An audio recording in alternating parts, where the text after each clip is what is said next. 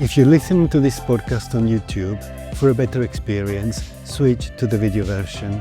The link is in the top right corner of the video and in the episode description. Hello and welcome, I'm Fernando, a GP in the UK. In today's episode, we'll go through the recommendations on H Pylori testing and treatment, focusing on what is relevant in primary care only. It is based on the NICE guideline on Gastro-oesophageal reflux disease and dyspepsia and a quick reference guide on the subject by Public Health England.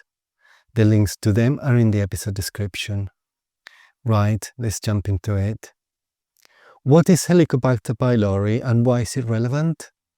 Helicobacter pylori, also commonly referred to as simply H. pylori, is a gram-negative bacterium that colonizes the human gastric mucosa. It's usually acquired in childhood and persists unless treated. Now, in terms of prevalence, we see big differences between developed and developing countries. In developing countries, prevalence can exceed 70 to 80% in adults, largely due to poor sanitation, crowded living conditions, and limited access to clean water. In contrast, in developed countries, the prevalence is much lower, usually around 20 to 40%, and continues to decline. Better hygiene, sanitation, and widespread antibiotic use are key reasons for this.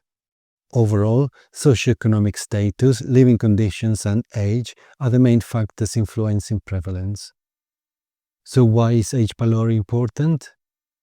H. pylori plays a key role in the development of chronic gastritis and peptic ulcer disease and is a major risk factor for gastric adenocarcinoma and mold lymphoma. And this is how it works. H. pylori infection reduces mucosal defenses and increases gastric acid secretion, which together lead to ulcer formation, particularly in the stomach and duodenum. On top of that, the ongoing presence of the bacteria triggers a chronic inflammatory response that causes chronic gastritis. Chronic gastritis over time can progress to atrophic gastritis, then intestinal metaplasia, then dysplasia, and eventually adenocarcinoma. Now let's look at mold lymphoma. MOLD stands for mucosa-associated lymphoid tissue. H. pylori infection stimulates the development of this tissue in the stomach, which isn't normally there. The chronic stimulation by the bacteria drives B-cell proliferation and can eventually lead to malignant transformation into low-grade B-cell lymphoma. Interestingly, in early-stage mold lymphoma, H. pylori eradication alone can lead to regression of the lymphoma.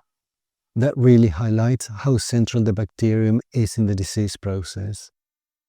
So, how do we test for H. pylori? The main options are the urea breath test and stool antigen test. There's also serology, though we are advised against using that routinely. The urea breath test is the most accurate, but it needs a prescription and staff time to carry it out, so it's not always practical in primary care. In most cases, we'll use a stool antigen test instead. We need to remember that recent or ongoing PPI use can reduce the bacterial load and increase the chance of a false negative result, particularly with breath and stool tests. So if the patient has been on a PPI, we should stop it and leave a 2-week washout period before testing. The H. pylori serology test has a low cost, but also a lower accuracy, so it is not recommended for most patients, and positive results should be confirmed by a second test, such as a urea breath test or biopsy. H. pylori serology has very good negative predictive value in low prevalence developed countries, and it is most useful in patients with acute gastrointestinal bleed to confirm a negative urea breath test or stool antigen test when there's a possibility that blood and PPI use would make those test results unreliable. Serology testing detects IgG antibodies, so it does not differentiate active from past infection. Near-patient H. pylori serology testing is not recommended, and only locally validated laboratory-based serology tests are acceptable. Additionally, Public Health England states that we should not use serology testing post-eradication therapy or in children and the elderly. What does NICE say about when to test? H. pylori testing is addressed in two areas of the NICE guideline, in uninvestigated and functional dyspepsia and in peptic ulcer disease. Let's look at dyspepsia first. And to clarify, the term dyspepsia is used broadly in primary care. It includes recurrent epigastric pain, heartburn or acid reflux, with or without bloating, nausea and vomiting. For these patients, if there are no alarm symptoms, we follow a test and treat approach for H. pylori. But before we go any further, let's remind ourselves of the alarm symptoms and what to do if they're present. If someone presents with significant acute GI bleeding, we will refer them immediately to A&E. We will also refer under the suspected cancer pathway to exclude esophageal or stomach cancer if they have dysphagia, or if they are aged 55 or over, have weight loss, and also have either upper abdominal pain, reflux, dyspepsia, or a mass suggesting stomach cancer.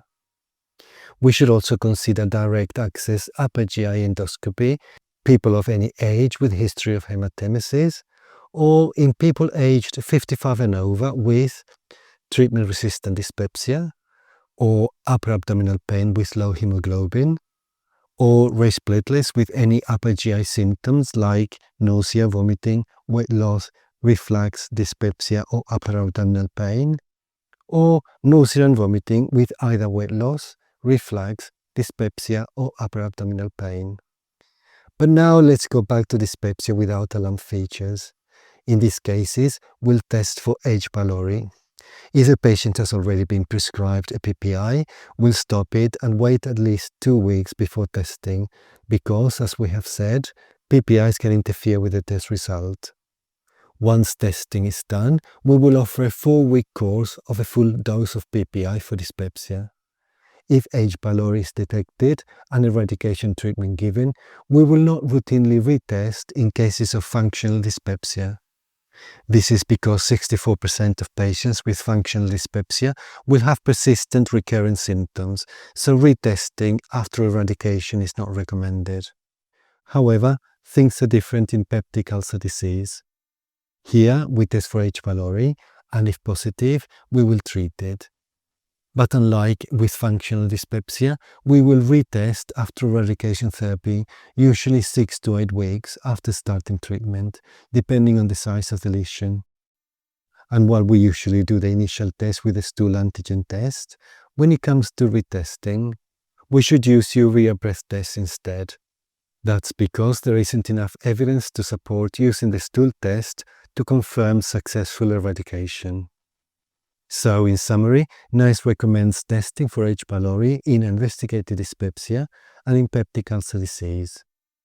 Additionally, Public Health England adds that we could also test in other scenarios, like patients before taking non-steroidal anti-inflammatory drugs, if they have a prior history of gastroduodenal ulcers or bleeds, as well as patients with unexplained iron deficiency anemia, after negative endoscopic investigation has excluded gastric and colonic malignancy, and other investigations have excluded all other potential causes. Now that we know when to test for H. pylori, are there cases where we shouldn't routinely test? And the answer is yes. NICE doesn't recommend routine H. pylori testing in patients with proven esophagitis or with predominant symptoms of gastro-oesophageal reflux disease. Public Health England also advise against testing in children with functional dyspepsia. In these cases, if further assessment is needed, we should refer them to secondary care. So, what do we do with the test results? If the result is negative, we can reassure the patient. The negative predictive value of all tests is over 95%, especially in low prevalence settings like the UK. If the result is positive, we will offer eradication therapy. That means a 7-day, twice-daily course of a PPI plus 2 antibiotics. NICE recommends the following PPI doses twice a day for eradication therapy: esomeprazole or rabeprazole 20 mg, omeprazole 20 or 40 mg, lansoprazole 30 mg, and pantoprazole 40 mg.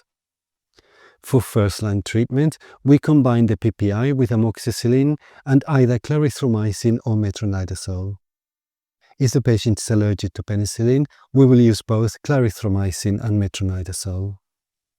There are other regimens depending on whether the patient has had previous exposure to clarithromycin or metronidazole, whether they have penicillin allergy, and whether we're looking at first-line or second-line treatment. I will not go through all the different possible regimens, as you can look at all the different possibilities in the NICE guideline on dyspepsia. I have also put all the recommended regimens in the episode description. If eradication therapy is not successful with second-line treatment, we will seek advice from a gastroenterologist. So that is it, a review of the recommendations on H Pylori testing and treatment. We have come to the end of this episode. Remember that this is not medical advice, but only my summary and my interpretation of the guidelines. You must always use your clinical judgment. Thank you for listening, and goodbye.